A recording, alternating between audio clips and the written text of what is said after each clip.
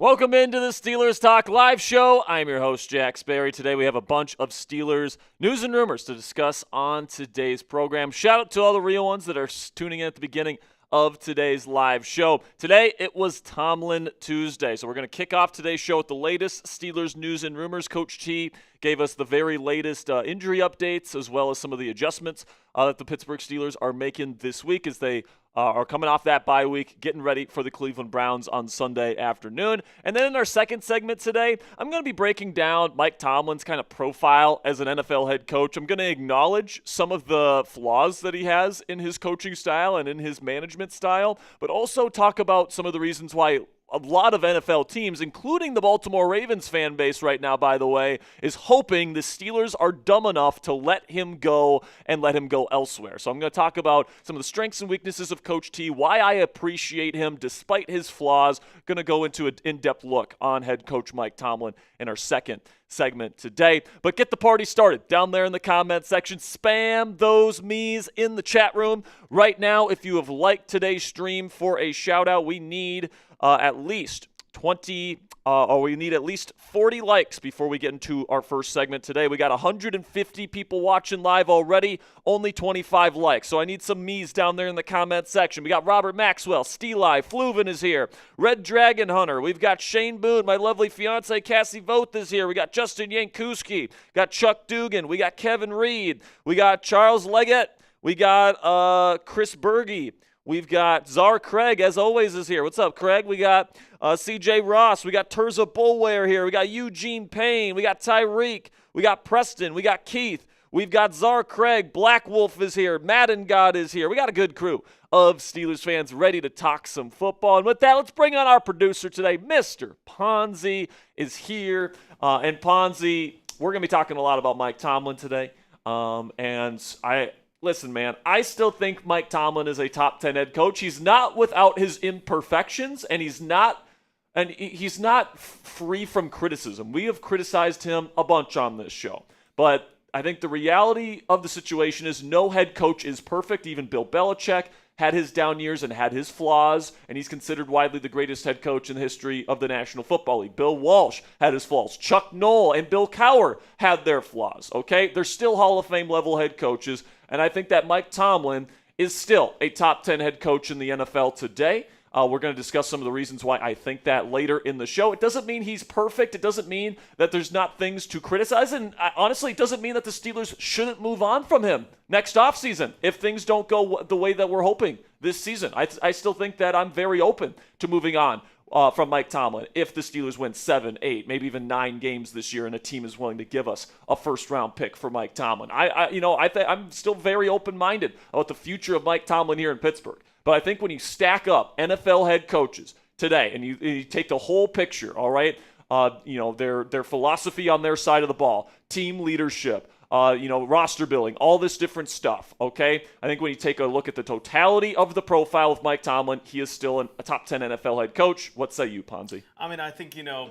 undoubtedly Mike Tomlin's a top 10 head coach. I mean, we could sit here and go like, oh, well, he barely got those 9 wins. His winning streak, it's a flaw. They haven't won playoff games. But the problem is, with that thinking, is that teams have losing records. Teams are very fortunate to even make the playoffs. You could be like the Jets right now. They haven't made the playoffs since 2012. Or the Browns. Or the Browns, exactly. Beside the 1 year in 2020 where they did beat the Steelers, I mean, the Browns are a historically losing franchise. The Steelers have been known for their greatness, and Mike Tomlin is part of that culture here in Pittsburgh. And, I mean, all he's done is win. I mean, when you talk about Mike Tomlin, and listen, man, Mike would be the first one to tell you this team needs to win in the postseason. All right, so it's not like Tomlin is complacent or doesn't care about winning in the playoffs. He very much does. Okay, he does, and this is why they have kind of gone out of their way to do things differently the last few off seasons. Right, they went out and got Russell Wilson and abandoned their first round quarterback in Kenny Pickett that they just drafted 2 years ago. That is like the most anti-Steelers move in the last 10 years, and then maybe the number 2 non-Steelers move or quote-unquote non-Steelers move of the last decade was going out and waiting for Aaron Rodgers, all right? And that's exactly what they did. And right now you are sitting with a 3-1 record. You are in the driver's seat in the AFC North yet again under Mike Tomlin. And listen, man, Mike Tomlin's had some bad end of season collapses. This team has not played well in the postseason, especially since Big Ben was starting to get older and the Killer Bee era was waning. All right, we all understand this. All right, but this guy has a winning record with guys like Landry Jones, with guys like Joshua Dobbs, with guys like Mason Rudolph, Kenny Pickett. All right, Justin Fields. All right, Justin Fields has never won in the National Football League with anybody. He ended up going 4-2 with the Pittsburgh Steelers and Mike Tomlin. All right, Mike Tomlin has a kind of special ability to keep things afloat when things have gone to shit. And just look at the Baltimore Ravens right now. The Ravens fans right now, okay, Trader Joey, I'm going to talk to you guys about this in today's segment. Ravens fans are telling Trader Joey they want Mike Tomlin. All right, they are hoping the Steelers are dumb enough to let him go because John Harbaugh, look at what's happening. All these injuries, everything's going wrong with Baltimore, and what's happening? They're losing football games. All right, with Mike Tomlin, what has happened when there's been a bunch of injuries and there's been a bunch of stuff? And they've missed on players and all these different things. They've had bad hires at offensive coordinator. They still get to at least 500, and most of the time they get to over 500. In fact, 2/3 of Mike Tomlin's seasons here in Pittsburgh have been double-digit win seasons. He has the highest win percentage in franchise history, and this franchise is famous for having 2 Hall of Fame head coaches precede him. He has a higher win percentage than both Chuck Noll and Bill Cowher. All right, so when people say Mike Tomlin is a terrible or a bad head coach, I just feel like those people are either hyperbolizing, they're overreacting, or what? Because Mike Tomlin, you can criticize him. We've criticized him here on this show. I'm going to go over some of his very real flaws on our show today. But I think when you look at the totality of the body of work, 18 seasons, he has the highest win percentage out of any head coach in NFL history in one-score games among coaches with at least 100 games coached as a head coach in this league. So Bill Belichick, Andy Reid, all these guys that have had over 100 games coached as an NFL head coach, a bunch of Hall of Fame coaches.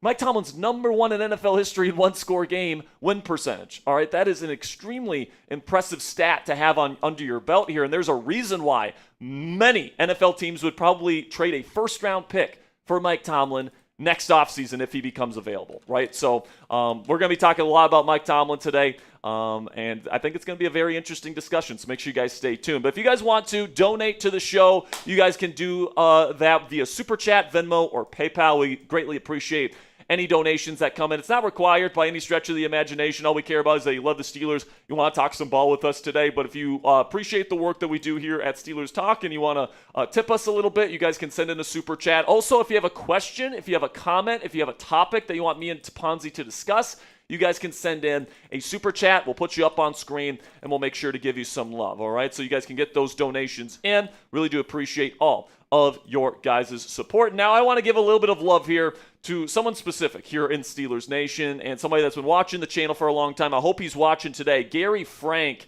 is one of the longtime channel viewers of this channel, and he's been a super big supporter, and he's a Black Diamond member, all that stuff. He ended up sending me, and he actually made this, guys. He ended up sending me this wall art here that we're going to hang up in the studio. It's a little middle frame kind of piece here where it's got my last name on the back there with Aaron Rodgers' number 8. It's got Steelers Nation there on the bottom. So big shout out to Gary Frank. This is really cool, man. We're going to be hanging this up in our studio here. So really do appreciate all of your support, Gary. So shout out to Gary down there in the comment section. Show some love to him. It was really nice what he did. Sending that piece of art. And if you guys ever have anything that you guys want to send to me, you guys can email me at sperry@chatsports.com, and I can send you the address to where to send fan mail if you guys want to send something in or something like that. We greatly appreciate all of the support from our fans, so thank you guys so much for watching and supporting our channel. All right, so now let's get to some super chats here. Do we just have one so far, Mr. Ponzi? Just one so far. Just one so far. All right, so CJ Ross with a 2 says Steelers need to be aggressive on acquiring Jacoby Myers. So listen, man, I think Jacoby is a pretty realistic trade target for the Pittsburgh Steelers here. Okay, the Raiders are 1-4. Apparently, they just got rid of Jermaine Pratt, so they're clearly cleaning house to some degree. Jacoby Myers is on the last year of his deal. The Raiders have not extended him yet. He asked for a trade before the season even began because he wasn't happy about not getting an extension. And the Pittsburgh Steelers could really use a quote-unquote legit number 2 receiver. And Jacoby Myers is certainly that. good route runner, very savvy guy, really good hands over the middle of the field. I think his contested catch rate is over 60% in his career.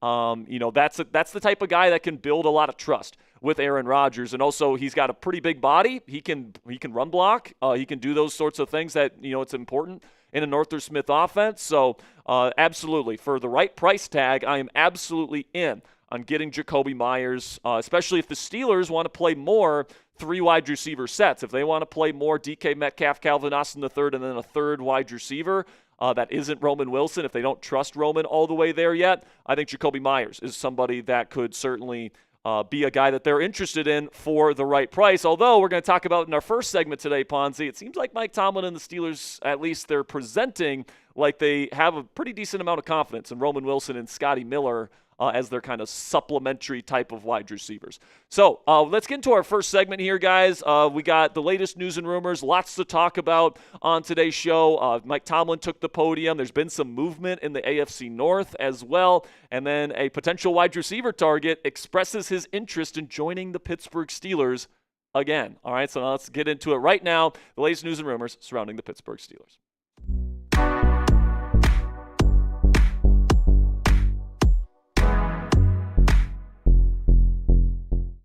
Welcome into Steelers Talk. I'm your host, Jack Sperry. Tonight on the show, there's been a shakeup in the AFC North at the quarterback position. Joe Flacco has been sent to the Cincinnati Bengals. I will be breaking down that move and how it affects the Steelers' Week 7 matchup on Thursday Night Football versus the Pussycats. Then we'll get into our second segment today talking about Odell Beckham Jr. He once again went on a podcast and expressed his interest in joining the Pittsburgh Steelers. Talk about that possibility. Then we'll finish up today's show with Mike Tomlin, the head coach, taking the podium today for Tomlin Tuesday. I've got some takeaways here with some kind of nuggets from that press conference that I think every Steelers fan should know heading into Week 6. Now, if you guys want to show some hype for this channel, guys, and for this video, we would greatly appreciate it if you would hit the hype button. It's a brand new feature here on YouTube. We would love for this video to kind of go off here. So if you guys love the black and gold, you appreciate what we do for you guys here on Steelers Talk, smash that hype button. And if you're looking for that button, you guys can just scroll right of the comments, and there's going to be a little button on there that says hype. You just press that button. That's all you got to do. I'd greatly appreciate it if you would hype up today's video here on Steelers Talk. All right, so before we get into the rest of the news and rumors, let's talk about today's roster moves that the Pittsburgh Steelers executed today. They have released linebacker Juwan Bentley, kind of a big-name signing that this team made a couple of weeks ago. They have now released him from the practice squad, never even made it onto the active roster for the Pittsburgh Steelers, but they have signed Rasheer Blackshear here, running back, special team specialist, to the practice squad to replace his spot on the Steelers practice squad. And, my reaction to these two moves, guys, especially when it comes to Bentley being the odd man out here, is that I think the Pittsburgh Steelers have kind of seen what they've wanted to see from their linebacking room ever since they made that signing. When they made that signing to get Bentley, Peyton Wilson was really struggling in run defense. There's still a lot of question marks surrounding Cole Holcomb. And there's still a lot of questions as to whether or not they would need Bentley's services as kind of a thumping linebacker.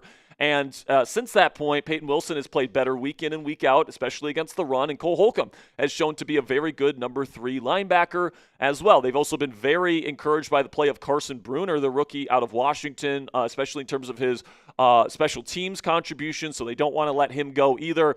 So I think that that's pretty much the crux of why Juwan Bentley has been let go. But then when it comes to Blackshear, guys, look for him to potentially get a helmet on Sunday versus the Browns and be this team's potential punt return man. Now, Scotty Miller is the backup punt return man, as it is right now. But what's the level of trust that they have in him? Blackshear is kind of known as a specialist in that regard, with Calvin Austin III likely out this week with a shoulder injury. Blackshear could provide some help on special teams, but we'll see if he ends up getting that helmet this week. And then we got this news today, guys, and I couldn't help but chuckle when I saw the alert come out on my phone here. The Cleveland Browns have traded quarterback Joe Flacco to the Cincinnati Bengals within the division. So that likely means we're going to get a 40-plus-year-old quarterback battle in Week 7 when the Bengals play the Pittsburgh Steelers on Thursday Night Football in Week 7. So you guys can take a look here at the trade details. It's just a pick swap here. The Bengals get Flacco and a 2026 sixth-round pick.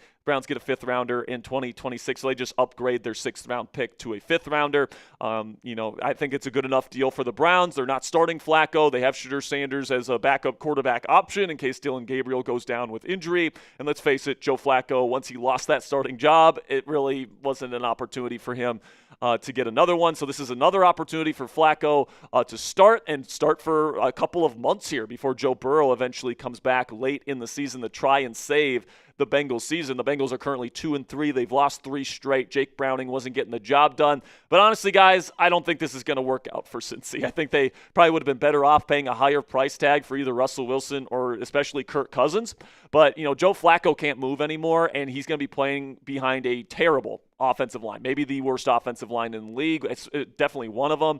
And if you thought Cleveland's offensive line was bad, Joe, and you're taking all those sacks in Cleveland, unless you're getting the ball out extremely quickly like Aaron Rodgers is right now in Pittsburgh, like you are going to take sacks out past your first read. All right, that's just the way it is. And Joe Burrow, what makes him so good inside that Bengals offense is not only does he have those weapons, Jamar Chase and T. Higgins and all those guys, but Joe has really special pocket presence to be able to avoid pressure when he can. Joe Flacco doesn't have that. He's a legit statue in the pocket, and it's just going to be open season for these edge rushers that play the Cincinnati Bengals with Joe Flacco sitting back there. So if anything, honestly, I think this makes the Week 7 game versus the Bengals even easier for Pittsburgh. You're going to have a sitting duck back there at quarterback, and it's not like Jake Browning can move all that well or anything like that, but at least he's been in the system for multiple years. He understands what the reads are of the offense. Joe Flacco's going to have to learn a brand new offense here, and within the span of not even 2 weeks, he's playing the Pittsburgh Steelers in a Thursday night football matchup against this pass rush that has one of the most deep groups of pass rushers in the entire league. I mean, good luck, Joe Flacco. That's all I'm going to say in terms of that Week 7 matchup. So pick your opponent for me down there in the comment section. Between Joe Flacco and Jake Browning, which guy would you rather play if you're the Pittsburgh Steelers? Type JF for Joe Flacco or JB for Jake Browning. This will be the pinned comment on today's show. So in just a second here, I'm going to tell you about our sponsor today at Ethos. While I'm telling you about our sponsor today, let me know if you'd rather play Joe Flacco or Jake Browning in Week 7. Now let's have a word from our sponsor today at Ethos. And guys, the summer before I started here at Chat Sports, unfortunately, my family lost my late grandfather. And as you tend to do when you lose someone close to you, you begin to think about your own mortality and what would happen to the people dependent on you if something were to happen. With today's sponsor, Ethos, your family is protected. Cassie and I are getting married soon, and shortly after that, I imagine we'll buy a house and start having some kids. If something were to happen to me, I want the last thing the people I love to worry about is worrying about the bills. So I trust Ethos to keep them protected. As you probably already know, however, the process for obtaining life insurance can be super confusing and straight up annoying with how tedious the process can be. That's where our friends at Ethos come in. As of March 2025, Business Insider named Ethos the #1 no medical exam instant life insurance provider. Ethos is an online platform that makes getting life insurance fast and easy to protect your family's future in minutes, not months. There's no complicated process, and it's 100% online. There's no medical exam required. You just answer just a few health questions to get a quote in as little as 10 minutes. Protect your family with life insurance from Ethos today. Get your free quote at ethos.com/NFL Daily. That's ethos.com/NFL Daily to get your free quote today. Application times may vary, rates may vary, and a big thank you to Ethos for sponsoring today's edition of Steelers Talk.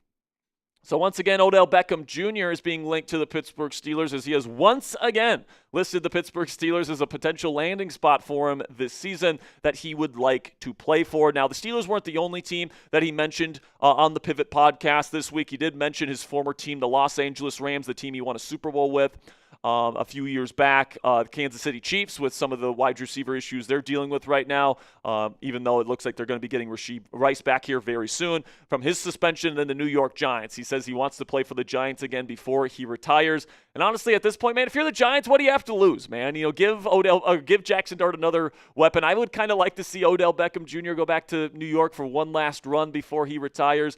But listen, man, if the Pittsburgh Steelers were going to sign Odell Beckham Jr., I think they already would have. have. I think it would have made sense to sign him in the early days of the bye because you have 2 weeks to ramp him up in that case. Now, he doesn't practice for a week because the team isn't practicing during the bye week, but at least he would have time to digest the playbook, all that different stuff, and the Steelers haven't made that move yet. So I think that, there's opportunities to get him before the season even began that they didn't take to bring in Odell Beckham Jr., and then, of course, they didn't bring him in during the bye week either. So even though Odell probably would like to play here with his buddy Aaron Rodgers, I don't think that relationship and that interest is necessarily reciprocal on the end of the Pittsburgh Steelers. Also, now we learned today that Odell Beckham Jr. is suspended for 6 games, so even if you brought him in, he wouldn't be able to play, and by the time he would get back, Calvin Austin III would be all the way back from his shoulder injury. Tom Pelissero had the news today saying free agent wide receiver Odell Beckham Jr. told the Pivot podcast that he has decided to accept a 6-game suspension for a PED test last season. Beckham says he has never knowingly taken a PED. Beckham still plans to play this season. So it'll be interesting to see if Odell ends up getting some sort of deal to go play for a team down the stretch. We'll see which teams deal with attrition in terms of injuries at that position and if he ends up going somewhere. Personally, I'd like to see him finish out his career in New York. Their season's over anyways. So just to see him back in that jersey again would be fun, but honestly, I don't think OBJ is good enough to really contribute to a contender at this point. So now let's get into some Tomlin Tuesday takeaways, and we'll start with the wide receiver position here, guys, because if they're not bringing in Odell Beckham Jr. To play wide receiver 2 while Calvin Austin III is dealing with that shoulder injury, then who is going to step up? Well, Mike Tomlin had an answer to that today, and he said that guys like Roman Wilson and Scotty Miller will be elevated in their roles while Calvin Austin III misses time, and if he misses time. We'll talk about in the injury updates that Calvin might even play on Sunday. At least Mike Tomlin left the door open for that possibility. But, it certainly sounded like Tomlin was hinting that Roman will play a key role moving forward. He was asked specifically about why he wasn't getting the football, and he hasn't really gotten a lot of opportunities yet. And his answer was, we're playing a lot of heavy personnel packages, and he's not our number 1 or number 2 receiver, so there's just not a lot of opportunities to get him on the field. And then at the end of his comments, he said, quote unquote, keep watching. So that would indicate to me that they have a pretty big role for him in the offense this week. That is if Calvin Austin III is not able to go. And speaking of Calvin Austin III, some injury updates to talk about here from the press conference from Mike Tomlin today, and all of them are positive, all right? Mike sounded really, really encouraged by the statuses of a lot of these guys. In fact, he sounded pretty much dead set that Alex Highsmith, Joey Porter Jr., and Jaylen Warren would all be available this week. We saw Alex and Joey practice yesterday in their bonus practice before the official week of practice began today. And Jaylen Warren was out there as well. And Mike was saying that all three of these guys look great. They're going to be ready to go. All that great stuff. And, of course, Joey said in his media availability yesterday that he will be playing on Sunday. So to get these 3 guys back, they're starters. They're very important pieces to this team. It's great to have these guys back in the lineup. And honestly, when it comes to Alex Highsmith, guys, it sounded like Mike Tomlin was saying he's going to be on a little bit of a snap count. He talked about how he missed multiple weeks, so his football conditioning might not be up to where it needs to be to get his full workload. So if you're somebody that's worried about Nick Herbig losing out on playing time because of Alex Highsmith returning to the lineup, I would say don't worry about it, all right? We're still going to see plenty of Nick Herbig. He's going to get plenty of time out there while Alex Highsmith continues to get ramped up over the next few weeks. And even when Alex is back to full conditioning and he's ready to go to assume his full kind of responsibilities, I would still assume that this team prioritizes getting Nick Herbig out there in a true rotational role to get Alex and TJ ample rest and keep them fresh throughout the season. And not to mention, I expect this coaching staff to utilize all 3 of these excellent pass rushers in their NASCAR packages on heavy passing situations. So even though Alex Highsmith is returning to the lineup, guys, I wouldn't worry too much about Nick Herbig's role being diminished too much as a result of that. And then when it comes to Calvin Austin III and Jalen Ramsey, Mike sounded a lot more positive than I thought he was going to this week. I thought he was going to go out there and say, Calvin and Jalen, probably doubtful this week or just straight up out. But he went out there and said that I'm very pleased with the way that I think the way he phrased it was aggressively pursued these injuries. They're in a position here where they're going to be limited in practice this week, it sounds like. So we'll see how they progress as the week goes on. I would still kind of doubt that these guys play this week. But Mike Tomlin certainly kept the door open for these guys to return to action. So we'll see what the rehab looks like this week. And if Jalen Ramsey is unable to go, and I would say that's the likelihood at this point, guys, Brandon Echols, who has been starting on the outside while Joey Porter Jr. has been dealing with his hamstring injury, is expected to start in the slot at nickel if Ramsey can't give it a go. So to have a guy like Brandon Echols that can be a backup both on the inside and on the outside is a huge asset to the Steelers defense, and he provides incredible depth to this team, and his value with this team and that signing has just absolutely shown itself here through the first few weeks of the season. Then we get to what Mike Tomlin had to say a little bit about some of the advantages that you get from having an early bye week. You guys will remember last year the Philadelphia Eagles had a bye in week 5. They ended up winning the Super Bowl after making some adjustments after that early bye week. In fact, they didn't lose a football game after that bye that Jalen Hurts started and finished the rest of the way. Now, I'm not saying that's going to be the Pittsburgh Steelers, but the early bye certainly gives the Steelers opportunities to make some adjustments, identify some trends around the league, and kind of take a step back and make some adjustments if they need to. This is what Mike Tomlin had to say about the advantages of having an early bye. The bye week is also an opportunity for us to sit back and take a look at some of the things we've done schematically, the adaptations we've made to circumstance, whether it's matchup related or player availability related, to look at the overall trajectory of our units. Also to look around at some of the things that are trending in the game, how people are producing or preventing big plays, whether it's run or pass, the turnover game, gadget plays, possession down play, fourth down appetites. We looked at a lot of things going on globally, and I think oftentimes you do that, but I think that's one of the advantages of maybe having an early bye, just to get a sample size of how the ball is being rolled out globally in 2025 at the early stages of it, and we did some of that. So I completely agree with Coach Tomlin on this. And listen, man, there's pros and cons to whenever you have the bye, right? If you have a later bye, that means you get a little bit of a rest in preparation for a potential playoff push. And then, early on in the season, I think the advantage for having an early bye, as Coach T laid out, is you can kind of get a lay of the land in the National Football League and just football globally, as Mike Tomlin puts it, where you guys where they can kind of identify trends and kind of adjust to those trends mid-season here before it gets too late. So a 3-1 start obviously is a good start for the Pittsburgh Steelers, but now that they've had a chance to take a step back, look at the kind of the way that the ball is being rolled out, as Mike Tomlin likes to say, when it comes to the schemes, both offensively and defensively in the National Football League, and kind of make some adjustments off of that, I think that's only going to mean good things for the Pittsburgh Steelers as we head to Week 6. Then another thing that Tomlin confirmed today is that this team will be staying heavy with their quote-unquote jumbo personnel packages with Spencer Anderson and Darnell Washington out there, especially when they're playing teams with 4 down fronts like the Cleveland Browns and Cincinnati Bengals over the next 2 weeks. This is what Mike Tomlin had to say about why this team will continue on their current path. Says you can't play 4-3 teams,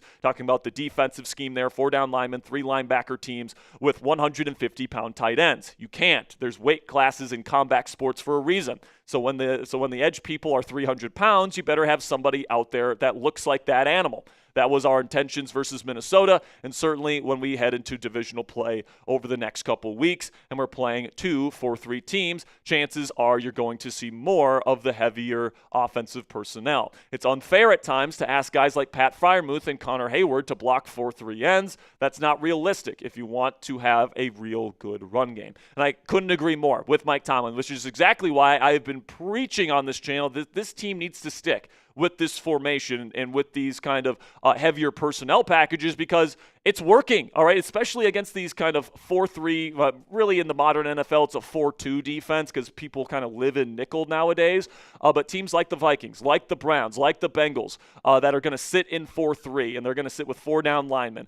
Having guys like Pat Freiermuth and Jonnu Smith out there that are kind of lighter, they're not going to be able to handle a guy like Myles Garrett in the run game, right? And I think that's part of the reason why the Steelers had trouble running the football in the early weeks of the season, is because they would put out Jonnu Smith and Pat Freiermuth, and they would ask them to take on those tougher assignments, and they just couldn't hold up. So, I think that moving forward, if you really want to establish this kind of identity on offense where, defenses are forced to play heavier with an extra guy behind the box, load up those boxes to open up opportunities down the field for Rodgers and the play-action passing game. I think you just got to stick with what works. And I wish that this team would have identified this before they ended up trading for another 250-pound tight end, because really now it doesn't really make sense to play Jonnu and Pat on the same down very often. I mean, maybe on some passing downs, but then you're playing two tight ends on a heavy passing down, and that's not ideal either. So for me, guys, I think that this is absolutely the right way to go. I think Mike is completely right about his diagnosis. Going up against these 4-3 teams, you got to play heavier against these guys, and I'm just glad that he's identified that and he's moving forward with it moving forward. Then we finish up here with the final Tomlin Tuesday takeaway that I have here, which is that it's a familiar-looking adversary here for the Pittsburgh Steelers defense in the Cleveland Browns this week. I thought it was a very interesting comment that he made today, where he kind of identified that the Cleveland Browns play a lot of 12 personnel, which they do. They like to play David Njoku and then a rookie tight end, Harold Fannin Jr., out of Bowling Green. Those two guys have been playing really well, and that's really the strength of their team. So they've been playing a lot of 12 personnel packages. And the good news for the Pittsburgh Steelers and their defense as they prepare for Cleveland this week is that they have seen a lot of these 12 personnel packages in practice against the Pittsburgh Steelers. So they're going to see a lot of these packages not only in practice this week, but they've been seeing these packages unfold over the course of training camp in preparation for the season. So they know how to kind of adjust their game and kind of scheme things up for success against an offense that plays kind of heavier personnel with multiple tight ends. So, I think that Mike Tomlin made a pretty decent point today that this should benefit the Steelers in their preparation to take on the Cleveland Browns this week. So let me know what you guys think down there in the comment section. What is the percent chance that the Pittsburgh Steelers win versus Cleveland on Sunday? Put it on a scale of 0, meaning no chance that they win on Sunday, to 100, meaning they are definitely winning versus the Browns on Sunday afternoon. I know a lot of people are feeling like this is a trap game for the Pittsburgh Steelers, and who knows, it might be. But, not to mention because you got Myles Garrett going up against Broderick Jones. I don't love that matchup. But we actually have our preview up on the channel here, guys. You guys can check out our preview for this Week 6 matchup on the channel right now. You guys can click that subscribe button if you haven't already. I'll put the chip to the preview in the top right of today's video if you guys want to check out that preview right now. But make sure you guys click that subscribe button if you haven't already. Until next time, guys, here we go, Steelers. All right, first segment is now in the books, ladies and gentlemen. So Gary is in the chat now. He wasn't here earlier, but Gary, we showed off the sign earlier. We appreciate you, man. Thank you so much. It's really cool. We're going to be hanging it up in our studio later today. So really do appreciate you, Gary. And coming up here on Steelers Talk, going to be talking about why I appreciate Mike Tomlin despite his flaws. All right, we're going to be breaking down some of the flaws that Tomlin has as a head coach, and then we'll talk about some of the strengths he brings to the table, and I'm going to explain why I think that the positives outweigh the negatives when it comes to Mike Tomlin.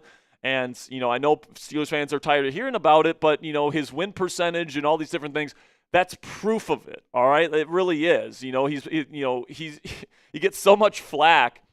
For some of it for good reason. We have criticized Mike Tomlin, and we're going to be doing it in our next segment here for the things that he does wrong. And, there's certainly definable flaws with Mike Tomlin as a head coach.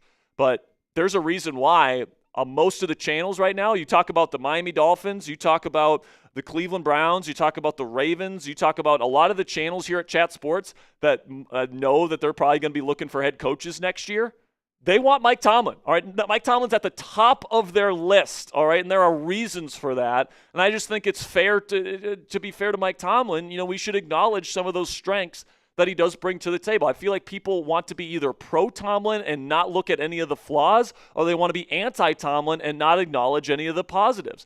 And, my philosophy, if you guys have been watching the channel for a while, is how about we acknowledge both, all right? How about we tell the truth about what's good and what's bad about, whether it's a head coach, whether it's a player, whether it's a scheme, whatever the case may be, and talk about the pros and the cons, because people want to live in this kind of black and white world, Ponzi, where it's just, it's either the worst thing ever and it's terrible, or it's amazing and there's nothing wrong with it. And it's like, very rarely is it the case where it's either all bad or all good, and you have to balance,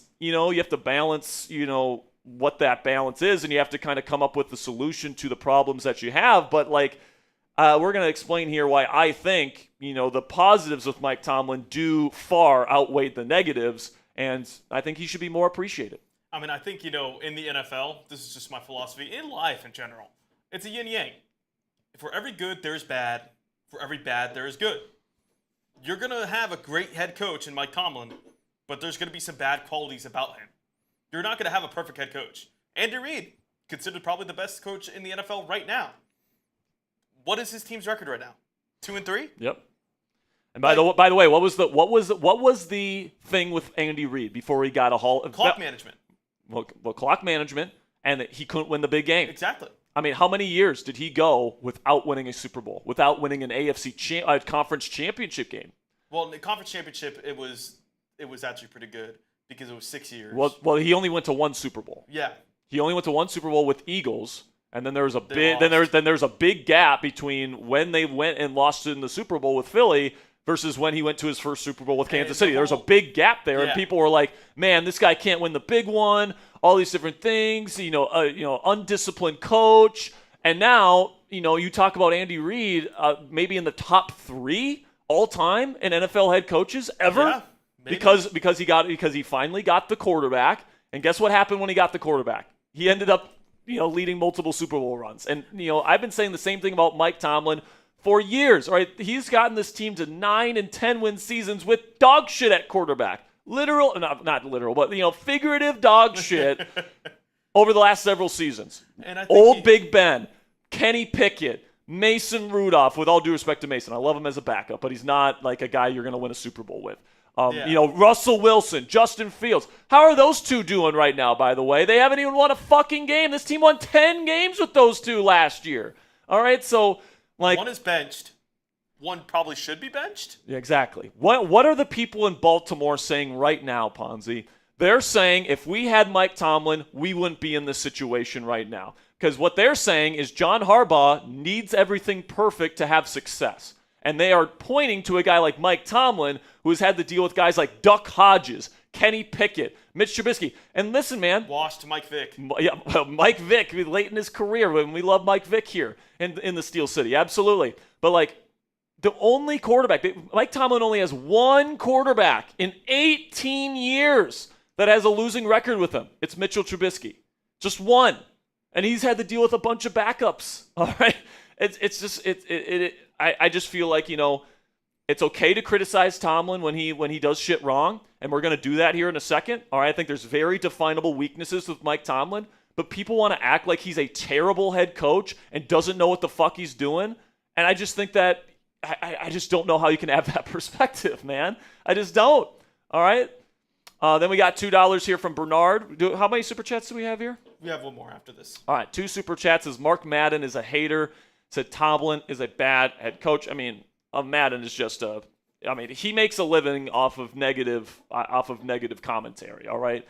And Mark's one of those guys where he's like everything is like the worst thing ever. It's terrible or it's awesome, right? It's the black and white dichotomy that I hate in sports media. All right, I prefer nuance. All right, I prefer looking at the positives and the negatives. That's why we started this channel. And why I love working here at Chat Sports is because we try to give you guys the nuanced information and try to give you guys all the positives and the negatives and try to find solutions together instead of just screaming and kicking and crying about Mike Tomlin not winning a playoff game, right? Over the last several seasons. How about you take the approach that Andy Reid took, you get the right quarterback, and all of a sudden, boom, you're back to winning Super Bowls, right? So it really, head coaching and playoff success with head coaches, guys, heavily dependent on quarterback play. Heavily. And, does Mike Tomlin deserve some blame for not getting the right quarterback in here, Ponzi? Absolutely. And that's one of the things we're going to criticize him for. He hasn't done a good enough job replacing Big Ben Roethlisberger. All right, and he deserves some blame for that. But if he gets another Big Ben Roethlisberger in here, if he gets another franchise-level quarterback, and he combines it with everything else that he does for this football team, we could be looking at, legitimate Super Bowl contention. And, hey, if Aaron Rodgers is a top 15, top 10 guy for us this year, and he continues to get better and better as the season goes on, we might have that guy in-house right now. Yeah. All right? We might have him in-house right now. And people want to talk about firing Mike Tomlin, man. I just think it's way too early of a discussion for me.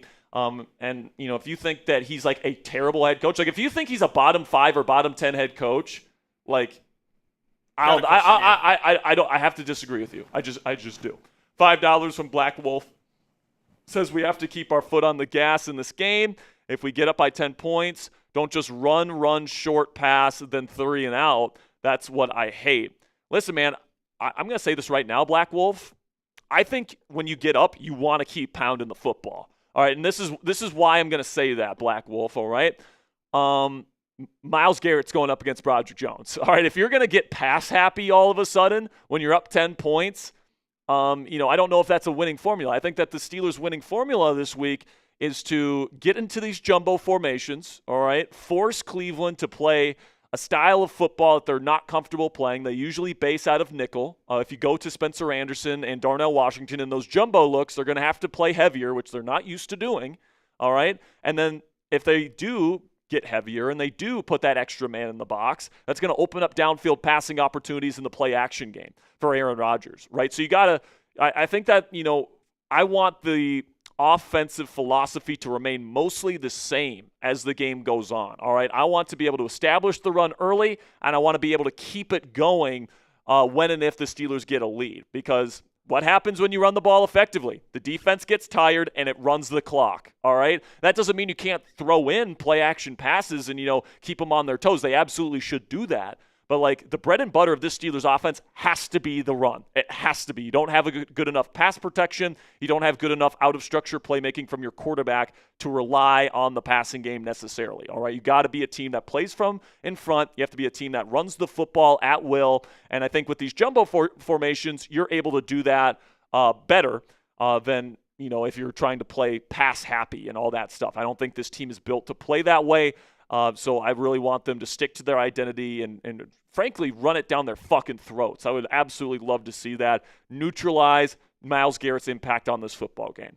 All right, so now let's get into, I'm sure, what's going to be a very controversial segment. I wouldn't be surprised when we put this segment out on the channel, Ponzi, that we get a 60% like rate on this video. It might be the most disliked video in channel history, but you know what? I don't care, man. I'm gonna say my opinion. And, if there's one thing that you can say about me is that I'm going to say what I want to say. And listen, if people disagree with me, that's fine. But I'm gonna speak my piece, and that's going to be it, man. I'm never going to cater my opinion to what people want to hear from me. And what people want to hear is that Mike Tomlin sucks and we should fire him, and he's an absolute fraud and all this different stuff. I just don't think that that's the case or the nuanced take on Mike Tomlin. So I'm going to lay out my case right now for you guys right here on Steelers Talk.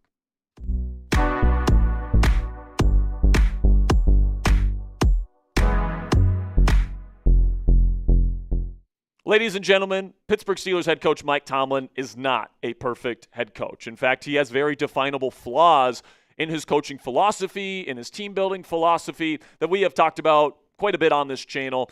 But despite that, I really do appreciate head coach Mike Tomlin, and I think the Steelers are somewhat lucky to have him as their head coach. And, my big kind of warning to Steelers fans that demand that he should be fired or that he's a bottom 5 head coach in the National Football League or something of that kind is the grass is not always greener. All right, I know this organization is famous for choosing right on head coaches, but if the history of the National Football League it tells you anything, it's that picking the right head coach is one of the hardest things to do in the sport.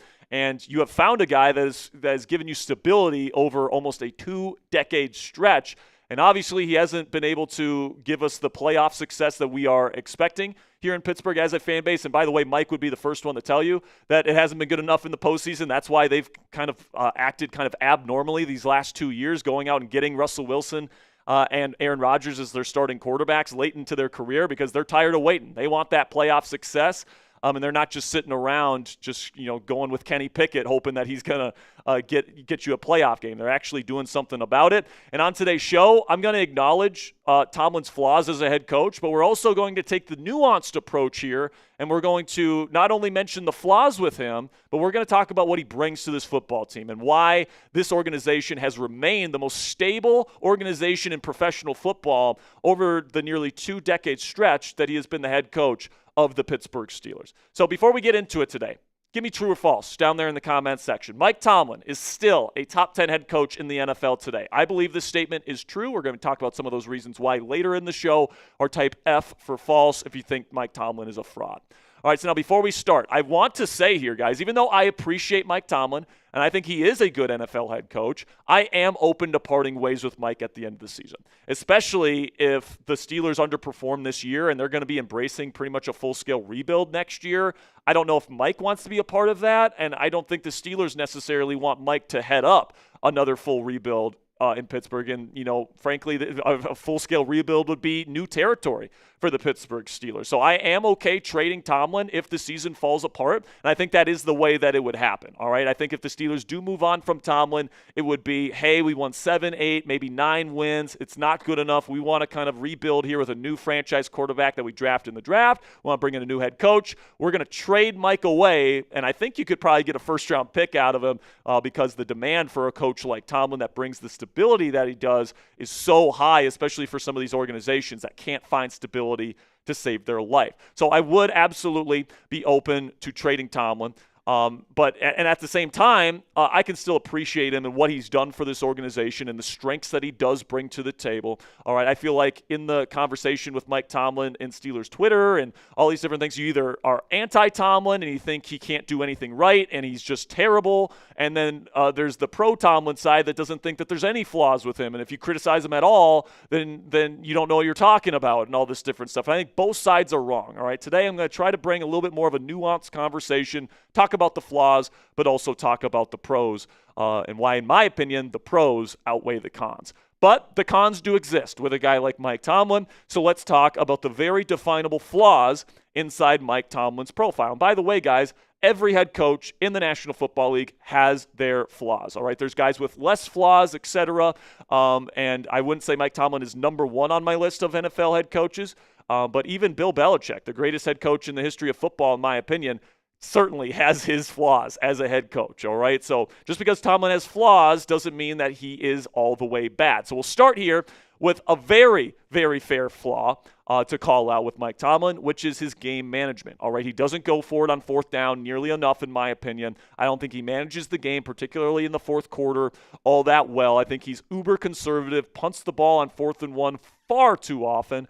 I think he should go for it on 4th and goal more often than he actually does. He kicks field goals as opposed to goes for it on 4th and short way too often. And that's really an old school approach. All right, back in the day when Tomlin was actually hired, like back in 2007, teams would very regularly punt on 4th and 1, even on the other side of the field. Like going for it on 4th was a little bit taboo. And I think that this is one of the areas where Tomlin hasn't kind of adjusted his coaching style enough, at least to my liking. I think when you look at guys, like Dan Campbell that go for it on 4th a ton and put a ton of faith in their locker room and in their units to be able to go out and win a football game, I think Tomlin a lot of times plays not to lose, and I think that is something that has just been ingrained in him coming up into the league, and he hasn't really changed in the meantime. So hopefully he can kind of adjust that. Also, he's not the best in terms of challenges. He's had some really head-scratching moments in terms of challenges. So definitely game management, not a strength of Mike Tomlin's. Then we get to roster construction. This is another legitimate flaw of Mike Tomlin's, okay? There's certain guys that are really good with personnel, not only on their side of the ball, but also on the side of the ball that they don't specialize in, and I just don't think Mike Tomlin is one of those guys. I think that he does a pretty decent job identifying talent in the draft and then developing that talent, specifically on defense. Just look at the number of guys that have come in on the defensive line and outside linebacker here with the Pittsburgh Steelers and have become star-level players. All right, and of course, Tomlin, a former secondaries coach, can get some good stuff out of some players like Minka Fitzpatrick, for example, and kind of get the most out of those guys. But specifically on the offensive side of the ball, I don't know if he has a great eye for offensive talent. And, he certainly puts a lot of money on the defensive side of the ball. This team has led in defensive spending for a long time. I think you can make a very good argument that in an offensive league, it doesn't make a whole lot of sense to, be number one in defensive spending year in and year out. And then when you look at the other side of the ball, not only do they not spend money on the offensive side of the ball, when in a league that really prioritizes offense, right? The teams that are perennially in the hunt for Super Bowls are teams like Kansas City, Buffalo, Baltimore. These teams at, LA with great quarterbacks and great offenses with great offensive coordinators or great offensive play callers at head coach, and the Steelers just haven't had that under Mike Tomlin, which has really held this team back. Frankly, Tomlin has had a number of misses at quarterback and offensive coordinator. And frankly, guys like at other position coaches as well. Offensive line coach with Pat Meyer, I still believe is a huge miss. And not firing him at the end of last season was a huge mistake in my opinion. You bring in a number of guys that didn't work at quarterback after Big Ben Roethlisberger left. And frankly, they kept Big Ben for far too long once he started deteriorating. And then you draft Kenny Pickett, bust in the first round. Mitchell Trubisky, you bring him in as a free agent. Terrible. The only quarterback in Mike Tomlin's history to have a losing record as a starter under him. Mason Rudolph, then you bring in Russ and Justin. Those two guys didn't work out for this team last year. And, we'll still have to see about Aaron Rodgers and Arthur Smith. That story still needs to be written this year. And hopefully Mike Tomlin finally got it right this year. But he certainly has a shaky track record in terms of identifying offensive talent to fill not only the roster, but also the coaching staff here in Pittsburgh. And then the final flaw that I'll talk about here, guys, is that he wasted the years of the Killer Bees. Frankly, he did a good job at the beginning of his tenure here, winning a Super Bowl with what a lot of people like to say was "quote-unquote" Bill Cowher's team. But then he built, kind of his squad, right? It was Big Ben, it was Le'Veon Bell, it was Antonio Brown. The defense had some good years during that stretch as well. And, they were winning a lot of football games, man, and they were putting themselves in position to go to the Super Bowl pretty much year in and year out, getting home playoff games, winning division championships. And, that wasn't a team that was, quote-unquote, built by Bill Cowher. That was almost completely built with players that Mike Tomlin brought in outside of, Big Ben Roethlisberger, essentially. But, at the end of the day, you couldn't get it done. And I get it, man. The greatness of the New England Patriots dynasty, sometimes the greatness of others prevents the greatness of your football team. But, at the end of the day, you didn't get one Super Bowl with that crew, man. That's definitely disappointing as far as I'm concerned. And I think that it's more than fair to criticize Mike Tomlin for not delivering on those years with the Killer Bees. Now, despite those flaws, guys, and we laid them all out, and I'm trying to be fair here, it's my take that Mike Tomlin brings more good than he does bad here with the Pittsburgh Steelers, and he is still a top 10 head coach in the National Football League. Coming up here, I'm going to be breaking down my idea of what Tomlin's strengths are as the head coach of this football team and why he's had the level of success that he has had in creating a stable culture of winning here in Pittsburgh throughout his time as this team's head coach. But before we get into the rest of today's video, guys, make sure you click that subscribe button and check out our friends at Prize Picks. You guys can go to prizepicks.com/CLNS and download the free Prize Picks app today. And you and I, we both make decisions every single day, but on Prize Picks, being right can actually get you paid. Don't miss any of the excitement this season on Prize Picks, where it's good to be right. Football season is finally here, and you better believe I'm going to be getting my Prize Picks lineups in all season long. Prize Picks is super simple to play. Just pick more than or less than on 2 to 6 player stat projections, and if you get your picks right, you could cash in. Prize Picks also puts their users first, so all withdrawals are fast, safe, and secure. Prize Picks also offers Venmo, Apple Pay, MasterCard, and more for quick and easy deposits into your account this football season. And a new feature from Prize Picks that I love is injury reboots. If one of your players leaves the game in the first half and doesn't return, Prize Picks will not count that as a loss. So take a look here at my Week 5 projections here. For Thursday Night Football, I'm taking the less on receiving yards for A.J. Brown, the more on rushing attempts for Jalen Hurts, the more on pass completions for rookie quarterback Jackson Dart, and the more on rushing and receiving touchdowns from Saquon Barkley. If you guys want to get a Prize Picks projection in this week before Thursday Night Football or before football action returns during the weekend, download the app today. Use code CLNS to get $50 in lineups after you play your first $5 lineup. That's code CLNS to get $50 in lineups after you play your first $5 lineup. Prize Picks, it's good to be right. So now starting off here with my list of Tomlin's strengths, and the first thing I want to say is I think Mike Tomlin's head is in the right place. And what I mean by that is where his focus is at. All right, I think he said it beautifully in his press conference earlier this week. He's not a quote-unquote big picture guy. His focus is on the here and now, how to make the team better now. He's really good at focusing the team on the here and now because there's a lot of noise that happens, in the media and outside on social media and all this stuff. If there's anybody that has mastered the art of shutting out the noise and not caring what people think of him and his football team, It is Mike Tomlin, all right? And he not only does he maintain that focus on how to improve the football team, all this different stuff, but he does a great job keeping the team focused in that regard. Bill Belichick was really good at this as well. In his time in New England, kind of getting guys to drown out the noise, focus on what they're doing. Because if they're worried about what other people are saying about them, like me here on YouTube, frankly, their focus is not in the right place. They should be focusing on the things that they can actually control as opposed to worrying about what other people think of them or saying about them in the media. And I think that Mike Tomlin does a hell of a job, not only keeping himself, but keeping this team focused on what actually matters inside that building. Another thing about this, about Mike Tomlin that I really like is his defensive philosophy is tried and tested. Now, you can make an argument it's a little bit outdated, all right? It pretty much goes back to the old Tampa 2 kind of system that Monty Kiffin ran when Tomlin was a secondaries coach under Kiffin in Tampa. But for years, this has been cover 3, followed by cover 2 as a changeup. You go cover 1 man at times, and then you go fire zone stuff on third down. It's just year in and year out. This is what the Pittsburgh Steelers run. And as a result, 12 of the 18 seasons Mike Tomlin has been here, the Steelers have had a top 10 defense. They're very consistently in the top 10 in turnovers as well. There's no coaching staff in the league that teaches the peanut punch better than the Pittsburgh Steelers do. That's why, TJ Watt leads the league in forced fumbles by a matter of 15 since he's entered the league. It's absolutely incredible what he's done. And it's not just TJ Watt, guys. They force interceptions. They force fumbles. They make plays on special teams as well. And, even though this defensive philosophy, you can call it a little bit outdated, it freaking works and it delivers results, man. And, it now leads to the Steelers being second in the league in turnovers to start this season.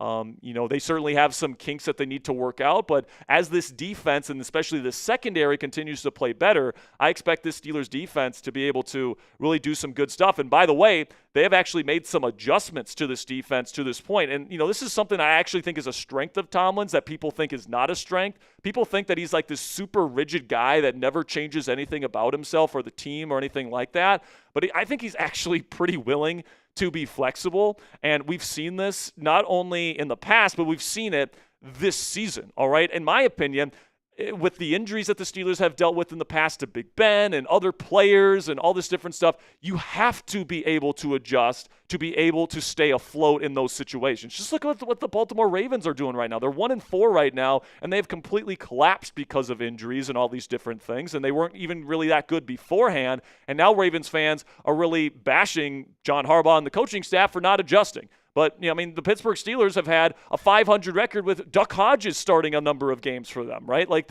This team has been able to adjust and make things work with some pretty crap circumstances, having bad offensive coordinator play or bad coaches, bad quarterback play, all this different stuff, and they're still able to get to 8, at least 9, 10 wins and put themselves in a competitive space, whereas a lot of NFL head coaches and teams would have completely crumbled under the same circumstances that Mike Tomlin has been dealt over the last several seasons. Then this year, guys, it's not just in the past, it's this year. The Pittsburgh Steelers have made some major adjustments, all right, on both sides of the ball.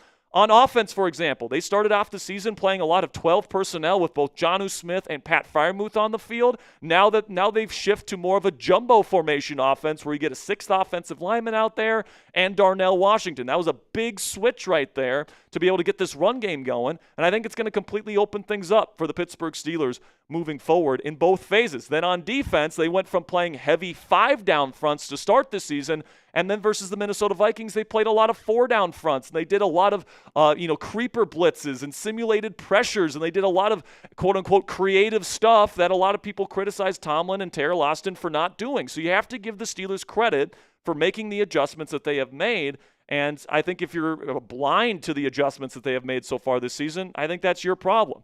Then we get to another strength that I have on Mike Tomlin, which is that he is a world-class locker room leader. All right, and this is probably the number one strength that I think Mike Tomlin brings to the Pittsburgh Steelers. Because I think the number one job that a head coach in the National Football League provides for an organization is how they manage the locker room, how they manage the culture in the building. And as we talked about in terms of the focus and keeping guys focused in the locker room, Tomlin does a great job of that. He does a fantastic job at motivating and communicating with his players, all right? And, there's a reason why Tomlinisms is a thing. It's because he really does a good job communicating certain concepts that he wants his players to kind of understand from a mindset standpoint, and condenses it into a very understandable kind of memorable kind of saying. And he has a real talent for that. And, I think a lot of people would say this doesn't matter, motivating doesn't matter, all that stuff.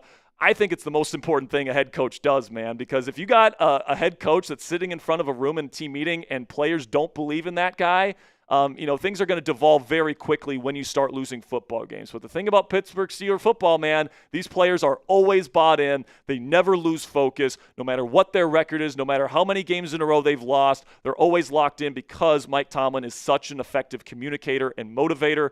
And that's a big reason why this team has not had any disastrous seasons here in Pittsburgh under Tomlin's leadership. Then, with that leadership, that comes attraction from other players, all right? And I think that this is kind of a hidden kind of plus that Mike Tomlin brings to the table with the Pittsburgh Steelers, because if players like Mike Tomlin and they like playing for him and they like his personality and they like the way that he leads, that's going to open up doors to adding players that might not otherwise be available to them.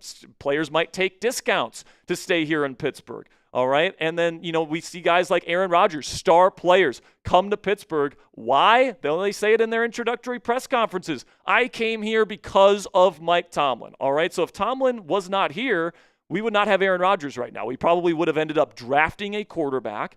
Maybe would have actually drafted Shadur Sanders, and we would be in the same place that we were after we drafted Kenny Pickett. But instead, we've got a guy leading the way here in Aaron Rodgers that has played really efficient football. He's been playing really smart football. And if, the run game can continue to play well, if the defense continues to get better as the season goes on, we might be in a position here, guys, where Aaron Rodgers and Mike Tomlin might be putting this team in position to actually make a run in the playoffs, something that we've been asking for years here in Pittsburgh, all right? So just keep that in mind when it comes to Tomlin. Players love playing for him, and that creates opportunities in terms of a player addition standpoint. And then the final thing that I'll point out here, guys, is that he consistently finds a way, all right? And, there's something to be said about a head coach instilling mental toughness and situational football into his players. And Mike Tomlin, out of all the head coaches in NFL history here, guys, that have gotten over 100 games coached as a head coach in the National Football League. He's number one in the league in one-score win percentage, all right? And he's got the most wins there with 108, 69, and 2 in one-possession games in his career. That's a 61% win percentage. That is by far the most among NFL head coaches right now that have coached for at least 5 years. And like I said, guys, that is number one in NFL history among head coaches with at least 100 games coached as an NFL head coach. And by the way, the guys that get over 100 games as a head coach, those guys are usually Hall of Famers. All right, we're talking about Bill Parcells here. We're talking about Bill Belichick here. We're talking about Andy Reid here. We're talking about Sean Payton. Mike Tomlin is number one in NFL history at getting his teams to come out with wins in these one-score ball games. All right, and does sometimes the Steelers play down to their opponent and they end up beating a team that they should win by 3 touchdowns by 1 score? Yeah, but hey, a win is a win in the National Football League, man. And his ability to get this team to win these close games, it is a skill. And, when you are aggressively going against the mean here, I mean, the average for an NFL head coach is like a 50% win percentage in one-score games. He's over 60% almost 2 decades into the job. That is unheard of in the history books of the National Football League, and I think he deserves at least a little bit of credit for getting his teams to be able to play that way when it's crunch time. And then you take a look at the career win percentage among the other head coaches in this franchise's history. Mike Tomlin is number one. Okay, and these two guys right here, obviously they're legends, all right? Chuck Noll led a dynasty here in Pittsburgh. Bill Cowher, I mean, he maintained the standard for many years here in Pittsburgh as well. Mike Tomlin still has a higher win percentage than both of them at this point. And listen, man, that's not to say I'm saying Mike Tomlin's better than Chuck Noll, okay? Chuck Noll is the best head coach in the history of this organization. But for Mike Tomlin, just 8 games away from passing Noll as the all-time win leader in this franchise's history, and has a higher win percentage than him by quite a bit, that is not nothing, all right? That at least says to me that Mike Tomlin is coaching at a similar level to two Hall of Fame coaches, all right, that are currently living in Canton right now. Mike Tomlin has a higher win percentage than both of those guys, and I don't think that can be ignored. And, another thing here, guys, is that Tomlin is unmatched at keeping things afloat here in Pittsburgh. He is unmatched at being able to handle problems and find solutions to keep his teams competitive over the course of a 16 or now 17 game schedule. I mean, let's just take a look at recent history. All right, this team won double-digit wins last year, 10 games, with Russell Wilson and Justin Fields as their quarterbacks last season. How are those guys doing right now, by the way? I know the teams that they're on aren't great, but they're definitely part of the problem with the Giants and the Jets right now. Right now, Russ and Fields are a combined 0-8 this season with their new teams in New York. 0-8. Justin Fields still has not won a game in his NFL career where his defense gives up more than 20 points. And this team won 10 games with these two guys as their starting quarterbacks last year. How about the year before that? They had Kenny Pickett, Mitch Trubisky, and Mason Rudolph as their starting quarterbacks in 2023. How many games did they win? They won double-digit games again. All right? So, man, I think most teams and most head coaches, they don't get the 10 wins with those guys. And I think that's just a fact where Mike Tomlin does more with less. And if you can figure out the quarterback position, which like we talked about is a very fair flaw with Mike Tomlin, he needs to get the quarterback right. But if that happens, man, and we might have that answer in Aaron Rodgers, at least in the short term, things can turn around dramatically with Mike Tomlin as this team's head coach. And just take a look here at some of the non-losing records that Mike Tomlin has had with some of these quarterbacks. All right, Justin Fields, who hasn't won anywhere else, had a 4-2 record here in Pittsburgh.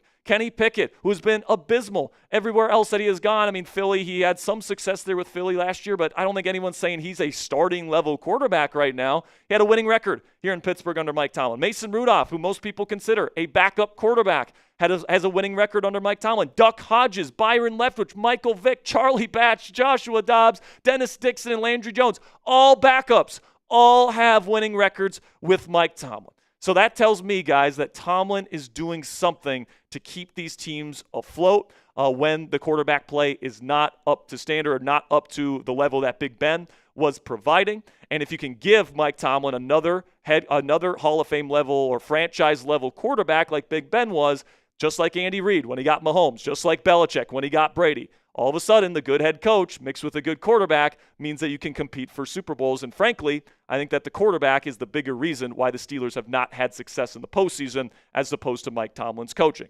Also, if you listen to what the Ravens are saying right now and what their fan base is saying, they are hoping and they are praying that the Pittsburgh Steelers are dumb enough to let go of Mike Tomlin. All right, I sit next to Trader Joey, our Ravens host here, every single day at my desk here at Chat Sports. He tells me every day that he hopes Mike Tomlin is available next offseason and that he wants to fire John Harbaugh there in Baltimore. And, it's not just Trader Joey and the fans of Ravens Rundown. It's even guys on ESPN that cover the Ravens right now. This is what Evan Cohen, who covers the Ravens for ESPN, had to say about Mike Tomlin potentially going to the Ravens and why they would like him over John Harbaugh. There's absolutely a conversation we had about Harbaugh, but shouldn't it actually lead us to the respect that we should show for Mike Tomlin? Even when he has all this, it still ends up with a winning record. Mike Tomlin's had all this, all the injuries. Mike Tomlin's never had a quarterback post-Ben as good as Lamar Jackson. He's had banged up guys every single year, and every year he ends up with a winning record. And every year we complain because he didn't do enough with that winning record.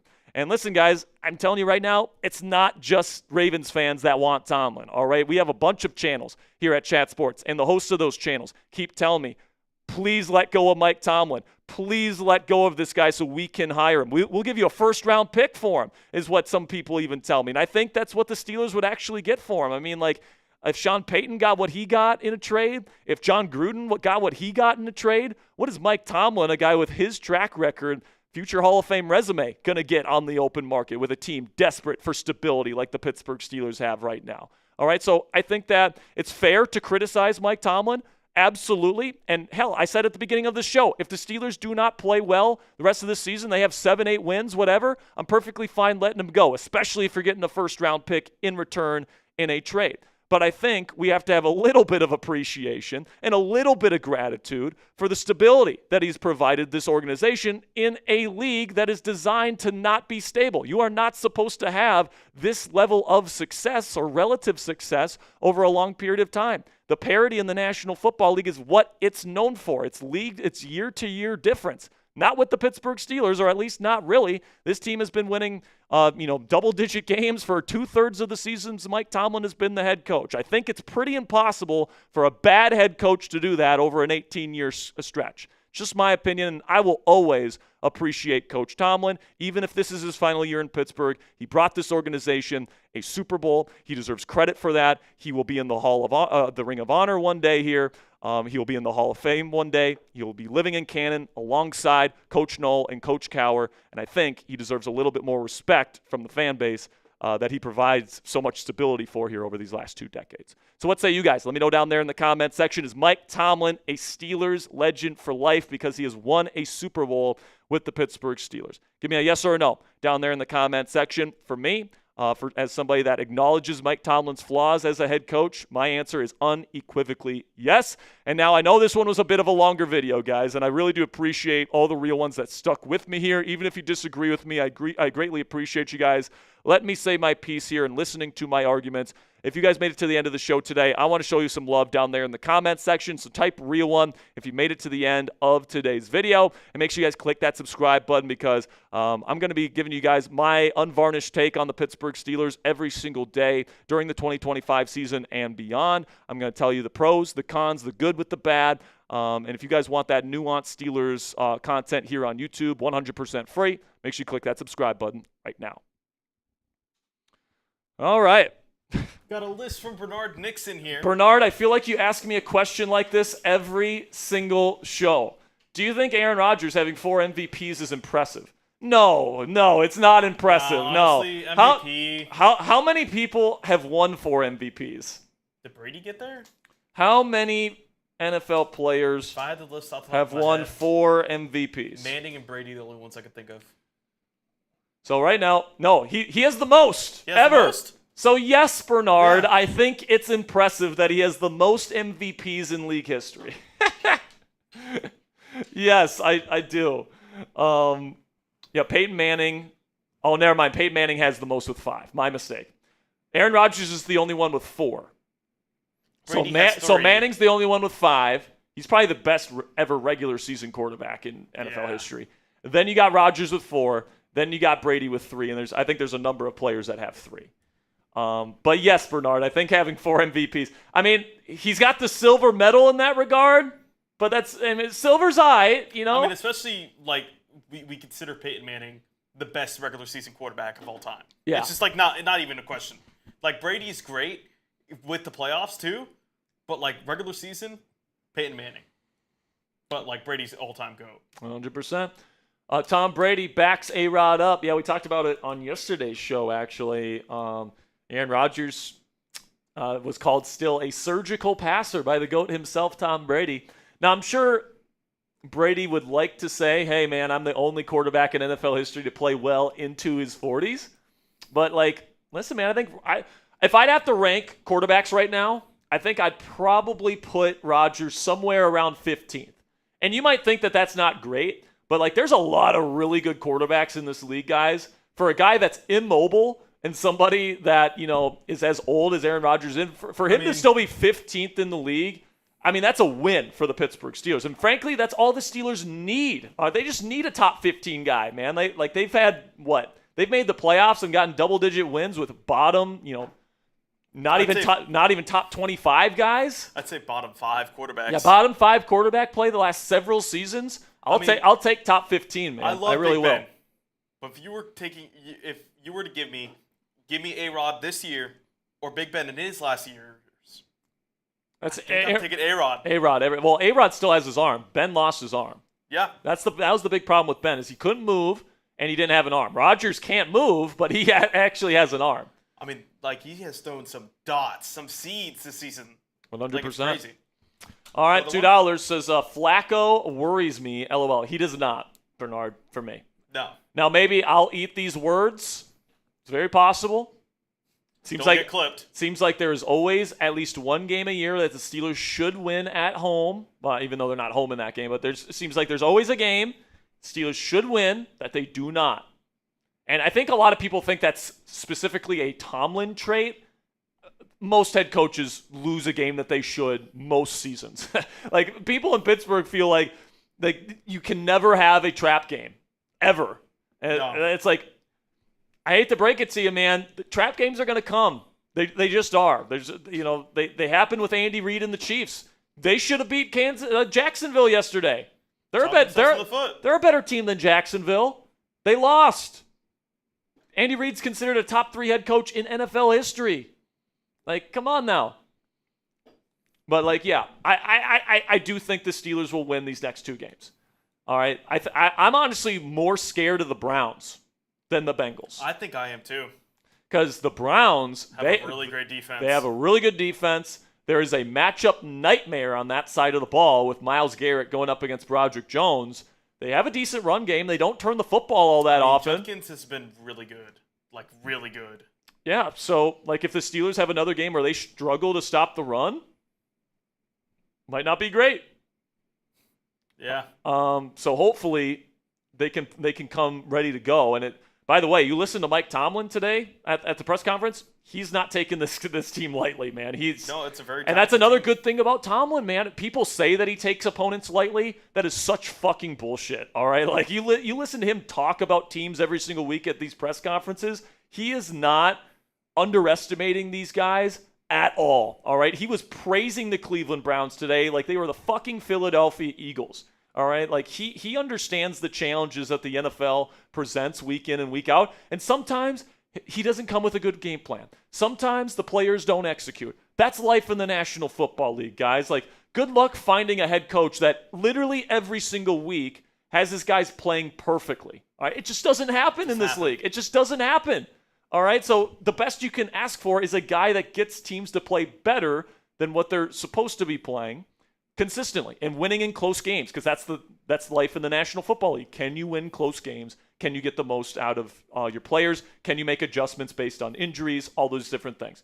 Mike Tomlin has continuously proven he can do those things. All right. Do we have any more? Yeah, 3 more. 3 more. All from Bernard? Yep.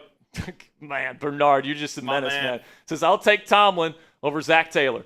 Me and you both, man. I'm taking Mike Tomlin over every other head coach in the division. Yeah. All right, there's not many head coaches I would take over Tomlin. I would take Andy Reid. I would take, for sure, Sean McVay. I would probably take Matt LaFleur, Kyle Shanahan. Who am I missing here? Jim Harbaugh.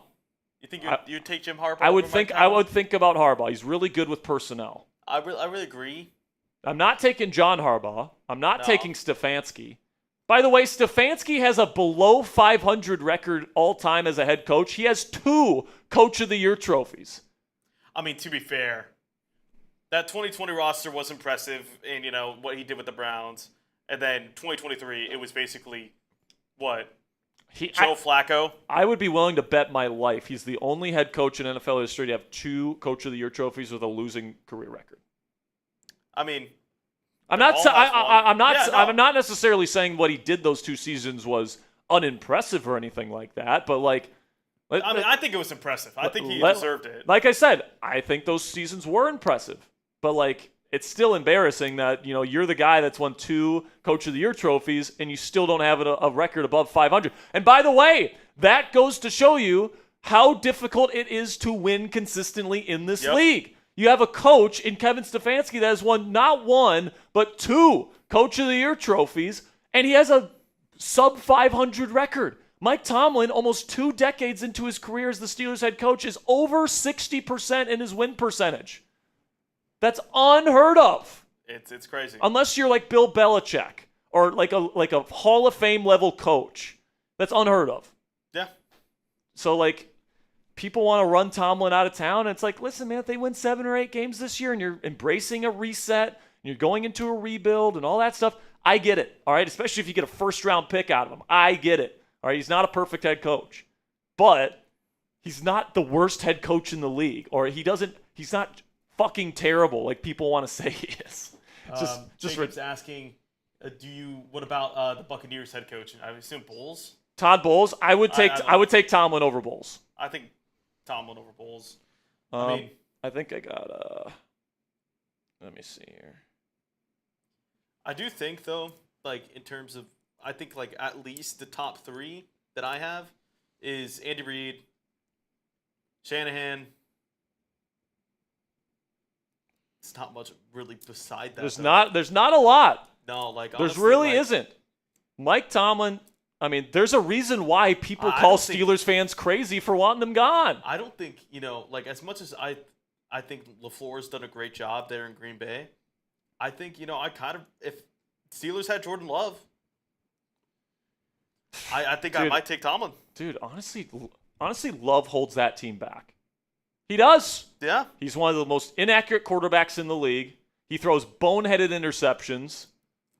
Like, I don't know, man. Jordan Love, I feel like if they still had Aaron Rodgers in Green Bay, they'd be a better team. Maybe. I would honestly take Aaron Rodgers over Jordan Love. Does that make me crazy? I mean, like, because like I would rather have the stability and the intelligence and the accuracy of Rodgers compared to the inconsistency and inaccuracy of Jordan Love. And I feel like, a lot of Love does is that he does do like a lot of improvising. Yes. And that's where but I feel like, maybe this is just because it's a LaFleur scheme. But like the pre-snap, I don't know. I feel like sometimes he doesn't put himself in the best position to succeed. Maybe I am crazy for saying that, but like I think I would rather take Rodgers over Jordan Love. If I was in a win now situation, like I'd rather have Love long term. But like if I had to win a Super Bowl this year, I think I'm picking Rodgers. I think Love, it's not saying anything against him because I think if Love was in this type of system, I think he'd be a lot better just because he would be able to, not better than Rodgers, but saying better than he is right now. No, here's the thing. I think that system in Green Bay is excellent. And I think that it elevates him a lot. Yeah. I think LaFleur's a better offensive mind than Arthur Smith is. Yeah, obviously. Now, I think Art's doing a pretty good job here in Pittsburgh right now. But Matt LaFleur, in my opinion, is right in that conversation with Shanahan, with McVay, with Ben Johnson, with the best offensive play callers in the league. And he doesn't get enough credit for what he does schematically in Green Bay. He really doesn't. He's awesome at it. So, like, you have a quarterback there in Jordan Love who has the inaccuracy and the inconsistency that he has inside that system. Like, I don't know, man. I feel like if you put Aaron Rodgers back in that system right now, it looks maybe not a lot better, but I think he's, you get what I'm saying. I'm not sure if he plays at an MVP level, but I think he plays better than what Jordan Love has done. That's actually a take. I might have to look back at that because I think you're right. I think Jordan Love, and like I said, I love Love. I think Love's, has great intangibles. He is really good when he's improvising. You can't teach that. Yeah, that's true. That's the thing that he provides over Rodgers is that he will make plays out of structure that Rodgers is just physically. He can't make anymore. He can't make anymore. He can't move fast enough to get to a position on the field. And I think Rodgers was great at that in his prime. Yeah. I mean, obviously, one of the best all time, honestly. Like 2016. Rolling out to his left, evading pressure, throwing a dot to win a game against Dallas in the divisional round. I mean, those throws are hard. Those throws win you games. Mm-hmm. But on the flip side, making a boneheaded pick in San Fran like Love did when he was rolling out to his right, throwing across his body, and he lost them the game when they had a chance to win it. Exactly. So, I mean. And he almost lost the Cowboy game. Well, there was 1 second left. There's 1 second left because he was being a fucking idiot. And honestly, maybe that's because LaFleur should have hey, spike it, whatever. But Love made that choice. He was, no huddle. I'm gonna make this choice. Didn't even leave time almost. Next question, Bernard says, did Jets fans say A-Rod was the problem? LOL. Yeah, they did. They did. How you liking the Justin Fields experience, Jets fans? How's he doing for you? They liked it for all of 1 week. 0-5. We're 3-1. And we beat you head-to-head. Now, obviously, the defense didn't play well in that game. Justin Fields, after that first week against our defense, people were saying, man, Justin Fields is the man. He's their franchise quarterback, all this stuff. I mean, that was a shit performance from our defense, man. I'm not even going to lie. We did not get out of the gate hot. Now, I don't think it helped that Deshaun Elliott and Joey Porter Jr. got hurt mid-game. Yeah, I mean, didn't they get out in the first half? Yeah, I think, early on, for sure. Got 2 more for Bernard. 2 more. It says Burrow is the reason why Taylor has a job. Yeah. Yes, he does. Yeah. I think you nailed it on the head there, Bernard. And I think he's going to be the reason why Taylor doesn't have a job. 100%. Yeah, I mean, dude. Honestly, Taylor and that front office did this to themselves. They didn't protect Burrow. They didn't invest in the offensive line enough, and they're paying for it right now. Then another one here. A-Rod won back-to-back MVPs with Matt. Yeah. Yes, he did. He did. Now, he was still able to do some stuff out of structure at that point that he can't do now. When was the last year he won MVP? Was it 2021? 2021 was the last time he was MVP. That was already after they drafted Love. But right? yeah, man, yes. And, Jordan Love's numbers have never approached what Aaron's was in those 2 seasons. No. So, I think Jordan Love is a good quarterback. I don't think he's a great quarterback. What do you have him? That's good. Probably 16, 17. Dang. And I'd probably put Rodgers somewhere in the realm of 15 right now. I don't think he's better than Darnold. Darnold's playing his fucking ass off right now, by the way. Baker. Baker's my MVP right now. Jalen Hurts is tough, but, I don't know where to rank Jalen Hurts. I'm thinking about it. I'd probably put Hurts 14 or something. And it's crazy because didn't you have him at 11 going into the season? Yep. I would take Goff. I would take would I take Purdy? I would take Drake May. Drake May is finally getting the love he deserves. But Aaron Rodgers is still a good NFL quarterback. Yeah. And we said it all along, he can't be the reason why the Steelers win the Super Bowl. At least I don't think he can be anymore. But he can be a reason why they could win a Super Bowl. You got to put the right stuff around him. You got to have the defense. You got to have the run game. Got to have the pass protection, that sort of stuff. Got to have the scheme. He's not good enough to elevate a roster to a Super Bowl anymore, but people are saying Stafford. I think Stafford. What he's doing with the Rams right now, it's really great. Well, Stafford, I would take Stafford over him. Yeah. But here's the thing. I think Stafford and Rodgers are pretty similar types of quarterbacks at this point. Yeah. They're both older guys that can't move with awesome arm talent and excellent football intelligence. They can make the no-look passes, all that stuff. I don't think there's that much of a difference between Aaron Rodgers and Matthew Stafford. I mean, how much younger is Stafford than Rodgers? Not much. And in terms of mobility, he's never really been a mobile guy, and even he's not a mobile guy right now. I would still say I would still take Stafford over Rodgers, but Rodgers is Rodgers on his contract versus Stafford on his. Make an argument. Rodgers is the better deal. Stafford. I mean, isn't that the reason why they debated on letting go of Stafford? Yeah, I mean, the Rams would have signed Aaron Rodgers if they would have let go of Matthew Stafford. They decided to keep him, so obviously that didn't happen. But Sean McVay admitted, yeah, we were seriously considering bringing in Aaron Rodgers if we would have let go of Matt. So that tells you exactly everything you need to know about Aaron Rodgers as a quarterback at this point, is that NFL people still think he's pretty darn freaking good. $5 from The Only Key says, the reasons why I became a Steelers fan because of Mike Tomlin, was the only black head coach at the time. I mean, yeah, the Steelers did a great, move talking about that. Listen, man, I don't want, I want Mike Tomlin to get praise. Well, yeah, obviously. Because he's a great head coach. And because one of the main arguments that people make against Tomlin is that he was the quote-unquote original DEI hire or whatever, and it's just, listen, man. Not because he was a great defensive coordinator. It's dude, if there was ever anyone at the time that was qualified, legitimately qualified to be a head coach in the league, it was Mike Tomlin.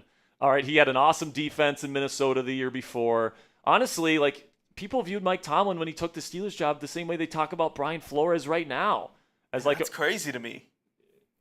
People that get this narrative of Tomlin, DEI hire. Tomlin was great. And then he's had the consistency that he's had over 18 years. If he wasn't qualified for the job, he wouldn't have the level of success or relative success that he's had here in Pittsburgh. So appreciate the comment. Only Key, $5. Do we have any more here, or is that it? I believe that is it. All right, well, that's it here, guys. So we're gonna say goodbye for the day. I want to thank each and every one of you guys. We still got over 200 people watching live on a Tuesday live show. We'll take that every day of the week, guys. Hope you enjoyed the content today. I sure had a lot of fun putting it together. I'm sure when we put that second video out, a lot of Tomlin haters won't be too happy 60%? with me. Yeah, probably about 60% like rate on that one, but that's okay. That's going to be it for today's show, though, guys. We'll be live again on Thursday, same time, same place, 5 p.m. Eastern time, with some more Steelers content for you guys. So we'll see you guys on Thursday. Till next time, guys. Here we go, Steelers.